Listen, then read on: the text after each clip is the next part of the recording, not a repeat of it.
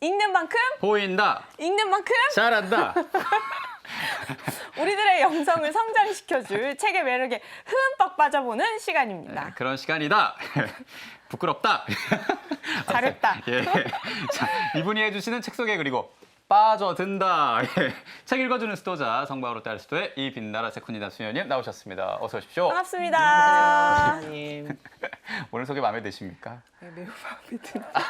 한도 못 쓰시는 것 같은데. 너무 당황하신 이러신 것 것 같은데. 좀 당황스럽습니다. 예, 옛날 어린 시절로 돌아간 것 같아서. 그런 느낌. 네. 그러네요. 제가 오늘 오랜만에 옷도 이렇게 입었고 그러네요. 민키 같았어요. 네. 민키. 상큼 발랄하고 싶은 나이입니다. 그렇네요. 아, 이렇게? 여기까지만 할게요. 이제 알겠습니다.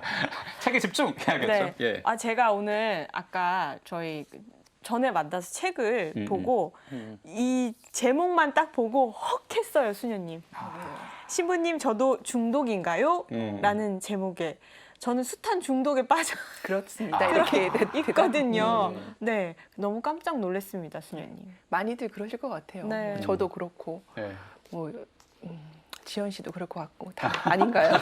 아니 저도 맞습니다. 저는 예. 일단 그 휴대폰으로 모든 업무를 요즘 다 보잖아요. 메일도 휴대폰으로 체크하고 뭐 문자 받고 모든 걸 다 휴대폰으로 하니까 사실은 이거에서 떠날 수 없거든요.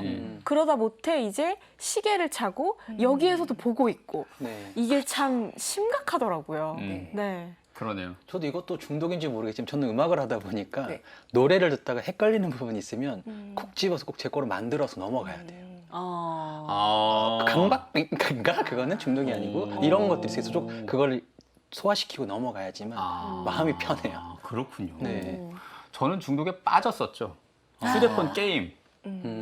그런데 중간중간마다 한 걸음 뒤에 떨어져서 저를 보는 순간이 있거든요.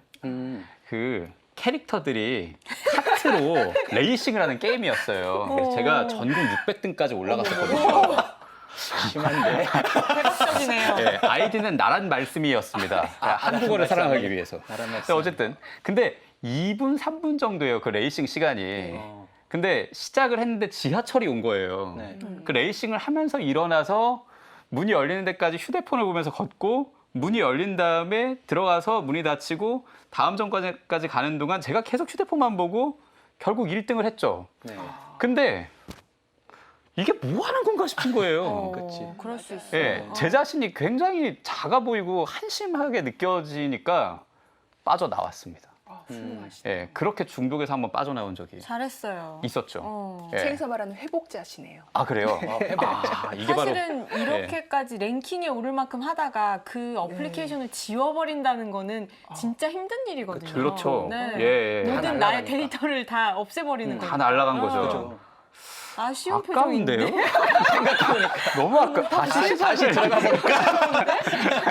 아니에요. 예. 이게 바로 부활 신앙 아니겠습니까? 예, 그렇죠. 새롭게 부활했습니다. 네. 회복자. 책 이야기를 하자면은 예. 이렇게 신부님 저도 중독인가요? 예, 이렇게 질문을 네. 던지는 이 책, 예, 중독책 맞습니다. 중독 개론사라고 할 수 있을까요? 뭐 중독이 무엇인지, 중독에 왜 빠지는지, 그리고 회복의 길은 무엇인지 아주 잘 설명을 해놓고 있는데 신부님은 단지 어떤 행동, 그러니까 내가 게임을 한다거나 아니면 술을 마신다거나 약물을 한다거나 이런 행동을 그만두는 것에 그치는 것이 아니라 그 이면의 것, 보통 그 중독 환자들의 이야기를 들어보면은 홧김에 술을 마셨다. 또 너무 외로워서 친구들이랑 어울려다 보니까 뭐 도박에 빠졌다. 뭐 잔소리가 듣기 싫어서 뭐 게임을 하게 됐다. 그 이유들이 있단 말이죠. 화라든지 외로움, 뭐 소통이 안 되는 거. 그러한 원인을 한번 들어보고 함께 이 중독에서 이 회복의 길로 나아가자라는 그런 그러니까 인생에 어떻게 보면은 중독이라는 것은 한 단면인 것 같아요. 살아가면서 뭐 중독에 빠질 수도 있고 다시 회복의 길로 갈 수도 있는데 그러한 한 중독이라는 걸 통해서 내가 어떤 태도로 살아왔는지 어떤 마음가짐으로 앞으로 살아갈 건지 그걸 조금 성찰하고 함께 고민하면서 그 길을 찾아가게 해주는 그런 책이라고 할 수 있죠. 그렇군요. 책에는 그럼 참 많은 사례들이 담겨 있겠어요, 수녀님. 이 뒤에 한 세 분이 회복자분이 당신의 수기를 이렇게 풀어주셨는데요. 그렇게 자기 자신을 이렇게 공개한 것도 굉장한 용기시죠. 네. 근데 그렇게 될 수 있었던 거는 이분들이 술 그리고 도박을 끊었을 뿐인데 정말 제2의 인생을 살고 있어요. 그러니까 다른 중독 환자들을 돕는 그런 부활의 삶을 살고 계시는데 예. 이분들의 그 세 분의 수기에 공통점이 있어요. 어떤? 함께한 사람들에 대한 감사로 수기가 맞춰져요. 그러니까 뭐 어떤 분은 그 아내가 술을 주지 않아가지고 그리고 입원을 강제로 시켜가지고 협박까지도 했는데 아내는 거의 끄떡 안 하죠. 병원에서 안 내보내주죠. 그런 아내가 있었고 또 빚더미에 이렇게 도박 때문에 빚더미에 앉았는데 그것을 오히려 가정 살림을 끝까지 지켜낸 그런 부인이라든지 술 때문에 가족들을 어떤 공포에 계속 분위기에 이렇게 몰아넣었음에도 불구하고 누구 하나 그 자리를 떠나지 않고 지켜준 사람들에 대한 감사로 맞춰지는데 신부님도 그래요. 이 중독에서 회복으로 가는 그 여정이 부활의 여정이라고. 그래서 그분들의 삶을 보면서 이게 정말 부활이구나라고 생각이 들었고 어떤 치유 공동체 벽에는 오직 너만이 할 수 있다. 그러나 혼자서는 할 수 없다라는 그 글귀가 적혀 있다고 해요. 그래서 중독에서 가장 중요한 거는 자기 직면이에요. 네. 내가 정말 중독이구나. 그러면 이 중독에서 어떻게 빠져나가야 할까? 이때가 가장 중요한데 그것과 함께 더 중요한 것도 그 함께하는 사람들이 공감해주고 격려해주고 끊이지 않는 어떤 지지를 보내주는 거. 그런 공동체에 대한 어떤 강조하는 저에게는 되게 중요하구나라는 그런 수기를 한번 읽어보시면은 많은 도움이 되실 거예요. 그렇군요. 예. 스님, 그 저자 소개를 보니까 부산에서 중독 신부라고 불리신다고 하는데요. 네네. 보니까 한국 중독 전문가 1급이시라고 네. 신부님께서 중독에 관심을 갖게 된 이유가 있을까요?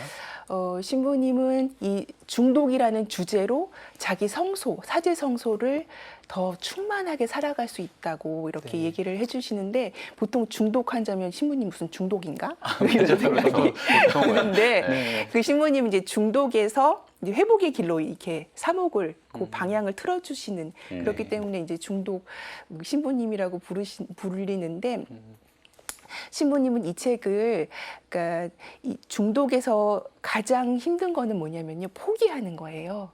예, 왜냐하면 재발의 가능성이 굉장히 높기 때문에 네. 술을 조금 끊었다가 한 잔 마시면 이제 그게 그 예전 삶으로 쉽게 돌아가기 때문에 그래서 그렇게 실망하고 실패감에 이제 자기 자신을 또 미워하게 되죠. 그런 사람들에게 그것이 아니다라는 거. 그래서 참 마음이 편한 이야기들이 굉장히 많이 담겨 있어요. 그래서 뭐 다시 할 수 있다. 아니면은 뭐 문제를 보는 것이 아니라 그 사람을 보라고 하는 거. 그리고 할 수 없어도 괜찮은 믿음. 그러니까 꼭 굳이 중독 때문이 아니라 그냥 중독이 아닌 일반 보통 사람들도 이 책을 읽으면은 어떤 실패해가지고 자포자기하는 것이 아니라 다시 할 수 있다라는 어떠한 희망 그런 것을 굉장히 많이 보여주시죠. 그래서 네. 정말 아픈 사람들에게는 의사가 필요하다고 하신 것처럼 신부님은 그 중독의 어려움에 빠진 사람들과 함께 공감하고 들어주면서 그렇게 사목을 하고 계시죠. 그래요. 중독에서 다시 빠져나왔다가 다시 중독되는 게 진짜 네. 쉽다는 게 아까 보세요. 아까 재발 네. 얘기 나오니까 갑자기 한숨을 쉬는데요? 되게 아쉽단 말이죠. 지금 이게 다 지워진 게. 500등? 그러니까요. 400등은 거고? 안 돼. 얼른 책을 읽어야 될 것 같아요. 스티아님 그래서 이 책의 일부를 좀 읽어주십시오. 저에게 방향이 될 것 같아요. 알겠습니다. 중독의 뜻은 노예입니다. 노예의 반대말은 주인입니다. 우리는 내 삶의 주인은 너다. 주체적으로 살아라 하는 말을 자주 듣습니다. 하지만 삶의 주인이 된다는 것은 말처럼 쉽지 않습니다. 선택의 여지가 없고 선택권이 주어지지 않을 때는 억울해하면서도 막상 선택을 할 수 있고 스스로 결정을 내려야 하는 순간이 오면 주저합니다. 두렵고 불안하기 때문입니다. 중독에 빠지는 많은 원인이 이런 불안감을 없애거나 피하려는 것인데 선택이 어려운 이유가 불안이라면 선택을 잘 할 줄 안다는 것은 그 불안감을 건강하게 잘 다룰 줄 안다는 뜻입니다. 그리고 선택을 잘 할 줄 아는 것이 중독에서 벗어나는 길이기도 합니다. 네, 그래요. 신부님 저도 중독인가요? 중에 일부를 우리 세쿤디나 수녀님이 읽어주셨는데 네. 좀 편안해지네요. 어땠어요? 다시 제가 주인이 된 것 같아요. 네. 우리가 지켜줄게요. 고마워요, 정말. 네. 아, 진짜. 아까 구호처럼 잘할 수 있다. 약간 이런 식으로 하게 되네요, 정말. 근데 이 책을 보면 신부님이 중독을 신성한 질병이라고 말씀을 하세요. 네, 좀 놀랍죠. 뭔가 심오한 이유가 있는 것 같은 그런 말이네요. 미국 정신과 의사 스코펙이란 분이 이 중독에다가 신성한 질병 이렇게 이름을 붙여줬는데요. 예. 그 이유는 보통 사람들도 어떤 자기 미래가 불투명하거나 했을 때 그냥 포기하는 경우가 참 많잖아요. 그렇죠. 근데 이 중독에 빠진 분들은 자기 그런 문제를 직면하고 그거를 해결해 가려고 노력하는 사람들이죠. 그러니까 그 보통 회복자라는 사람들은 거기 그 중독에서 완치된 사람을 얘기하는 게 아니라 그 문제를 해결해야 되겠다라는 그 시점부터 회복자가 되는 거예요. 그 회복자들은 알아요. 자기가 다시 재발을 그 가능성이 굉장히 높다는 것도 알지만 더 나아지리라는 어떤 그런 희망을 가지고 끊임없이 노력하고 그리고 도움을 청하는.